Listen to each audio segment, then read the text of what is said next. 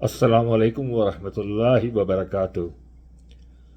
آج کا موضوع ایک خاصے لمبے عرصے سے میرے ذہن میں جو تھا، لیکن پھر ذہن سے محو ہو گیا مصروفیت کے باعث، اور آج پھر مجھے اس موضوع کا خیال آیا ہے کہ اس موضوع پہ بات کرنا رہ گئی۔ تو آج اس موضوع پہ بات کرتے ہیں۔ اہم موضوع بھی ہے اور کچھ لحاظ سے دیکھا جائے تو حساس موضوع ہے۔ ایک معاشرتی رویے پہ بات کریں گے، ایک ایسا رویہ جو ہمارے مردوں میں بیوی کے لیے محبت اور تعریف کے اظہار کو کمزوری یا غیر مردانگی سمجھتا ہے۔ رویہ نہ صرف غیر اسلامی ہے بلکہ خوشحال خاندان اور صحت مند ازدواجی زندگی کی راہ میں بہت بڑی رکاوٹ ہے۔ پاکستانی مرد ایک ایسے معاشرے میں رہتے ہیں جہاں بیوی کے لیے تعریفی کلمات کہنا یا اس کی خدمات کو سراہنا مرد کی شان کے خلاف سمجھا جاتا ہے۔ لیکن سوال یہ ہے کہ یہ شان کس نے طے کی، معاشرے نے یا جاہلانہ روایتوں نے؟ اگر ہم قرآن و سنت کا مطالعہ کریں تو نبی کریم صلی اللہ علیہ وسلم کی ازدواجی زندگی ہمارے سامنے ایک عظیم نمونہ بن کر آتی ہے۔ آپ نے نہ صرف اپنی ازواج سے محبت کا اظہار فرماتے تھے بلکہ کھل کر ان کی تعریف کرتے اور پبلک میں ان کی بات سنتے، ان کے جذبات کی قدر کرتے۔ ایک بہت مشہور حدیث ہے جو کہ حضرت عمر بن العاص رضی اللہ تعالی عنہ سے روایت ہے کہ وہ فرماتے ہیں کہ میں نے نبی اکرم صلی اللہ علیہ وآلہ وسلم سے پوچھا، آپ کو سب سے زیادہ محبوب کون ہے؟ آپ صلی اللہ علیہ وسلم نے فرمایا، عائشہ۔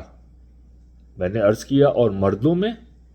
آپ صلی اللہ علیہ وسلم نے فرمایا، ان کے والد۔ میں نے کہا، پھر کون؟ آپ صلی اللہ علیہ وسلم نے کچھ اور افراد کے نام لیے۔ یہ صحیح بخاری میں حدیث ہے، اور یہ اس بات کی بالکل صاف صاف واضح دلیل ہے کہ نبی کریم صلی اللہ علیہ وسلم نے محفل عام میں اپنی بیوی سے محبت کا اظہار فرمایا۔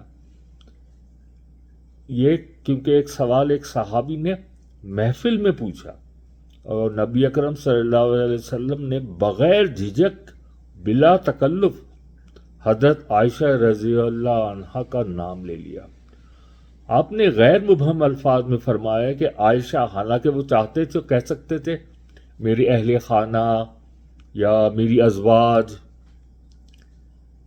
اس کے بعد جب مردوں کے متعلق پوچھا تو یہ نہیں فرمایا کہ ابو بکر، وہی فرمایا ان کے والد، یعنی حضرت ابو بکر صدیق رضی اللہ تعالیٰ عنہ، یعنی کہ ان کی نسبت سے بات کی۔ آج کے بہت سے معاشروں، خاص طور پہ پاکستانی ثقافت میں، بیوی سے محبت کا اظہار کمزوری یا غیر مردانگی سمجھا جاتا ہے، مگر نبی کریم صلی اللہ علیہ وسلم نے اس روایت کو توڑتے ہوئے اپنی بیوی کی محبت کو فخر اور عزت کے ساتھ سب کے سامنے ظاہر کیا۔ یہ حدیث ہمیں سکھاتی ہے کہ محبت کا اظہار کرنا سنت نبوی صلی اللہ علیہ وآلہ وسلم ہے۔ یہ محبت نہ صرف تعلق کو مضبوط کرتی ہے بلکہ بیوی کی دلجوئی اور عزت نفس کو بھی بلند کرتی ہے۔ ایک شوہر کا اپنی بیوی کی تعریف کرنا، اس کے کام کو سراہنا، اس کے حسن سلوک پر فخر کرنا، یہ کمزوری نہیں بلکہ حقیقی مردانگی ہے۔ ایسا مرد جو بیوی کے سامنے نرم ہو، اس کا دل جیتنے کی کوشش کرے، اس کے والدین کی عزت کرے، وہ کمزور نہیں بلکہ قابل فخر مرد ہے۔ مردانگی کا مطلب صرف غصہ، حکم اور خاموشی نہیں۔ مردانگی میں شفقت، محبت، لحاظ اور عزت شامل ہے۔ تو ہمیں اس فرسودہ سوچ کو دفن کرنے کی ضرورت ہے. اپنی بیوی کو سراہیں، اس سے محبت کے الفاظ کہیں، اس کے وجود کو اپنی زندگی کی نعمت سمجھیں، کیونکہ نبی اکرم صلی اللہ علیہ وآلہ وسلم نے فرمایا تم میں سے سب سے بہترین وہ ہے جو اپنی بیوی کے ساتھ بہترین ہو. اور ہمیں بہترین بننے کی کوشش کرنی ہے، نہ کہ خاموش، بے حس اور سخت دل. تو اس سنت نبوی پہ عمل کرتے ہوئے خراج تحسین اس عورت کے نام جس نے میری زندگی کو، میرے گھر کو اور میرے بچوں کے مستقبل کو محبت، قربانی اور حکمت سے سنوارا، میری زوجہ محترمہ صوبیہ. قرآن کریم سورۃ الروم میں فرماتے ہیں، اللہ تعالیٰ فرماتے ہیں وَمِنْ آيَاتِهِ أَنْ خَلَقَ لَكُم مِّنْ أَنفُسِكُمْ أَزْوَاجًا لِتَسْكُنُوا عَلَيْهَا وَجَعَلَ بَيْنَكُم مَّوَدَّةً وَرَحْمَةً. یعنی اور اس کی نشانیوں میں سے ہے کہ اس نے تمہارے لیے تم ہی میں سے بیویاں پیدا کی تاکہ تم ان سے سکون حاصل کرو، اور اس نے تمہارے درمیان محبت اور رحمت رکھ دی. صوبیہ نے میرے لیے حقیقتاً وہی سکون فراہم کیا جس کا وعدہ اللہ سبحانہ تعالی نے کیا تھا. ایک ماں کے کردار کو اگر ہم دیکھیں تو رسول اکرم صلی اللہ علیہ وسلم نے فرمایا تھا کہ الجنت تحت الاقدام الامہات، یعنی جنت ماں کے قدموں کے نیچے ہے. میری اہلیہ نے ماں بن کر صرف بچوں کو جنم نہیں دیا بلکہ ان کے دلوں میں دین، ادب، تہذیب، محبت اور احساس ذمہ داری بھی پیدا کیا. ان کی راتیں بچوں کے بخار، دعاؤں اور فکر میں بھی گزری. ان کی صبحیں بچوں کے ناشتوں، بیگز اور تربیت کی منصوبہ بندی میں گزرے. آج اگر میرے بیٹے الحمدللہ مہذب، لائق اور کامیاب ہیں اور اپنے والدین کا احترام کرنے والے ہیں تو یہ سب صوبیہ کی محنت کا ثمر ہے. اور آج جب ساس بہو کا رشتہ دیکھیں تو وہ اکثر غلط فہمیوں، مقابلے اور شکوے شکایتوں سے بھرا ہوتا ہے. لیکن صوبیہ نے ثابت کیا کہ اگر نیت خالص ہو اور راستہ قرآن و سنت کا ہو تو ہر رشتہ جنت کا عکس بن سکتا ہے. ماہر نفسیات کے مطابق ایک پرامن، محبت بھرا گھر بچوں کی شخصیت سازی میں مرکزی کردار ادا کرتا ہے.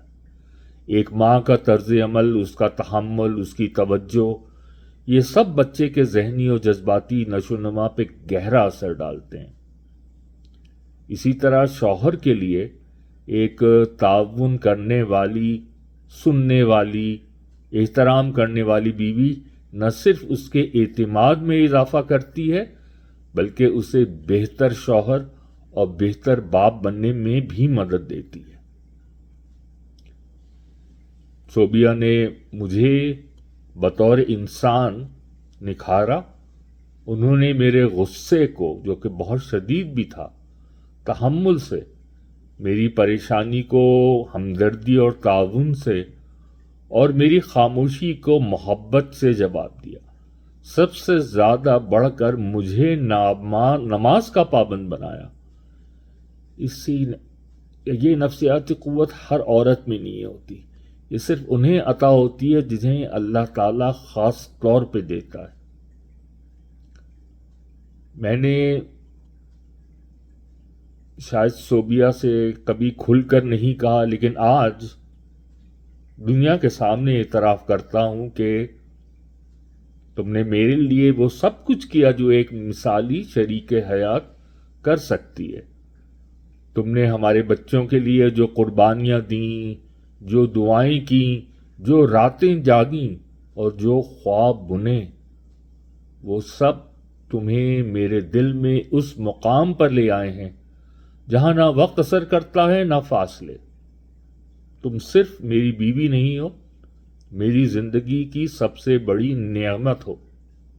لیکن مجھے ایک شکایت بھی ہے، وہ یہ کہ میرے فربا جسم کا باعث تمہارے بنائے ہوئے اشتہا انگیز پکوان ہے.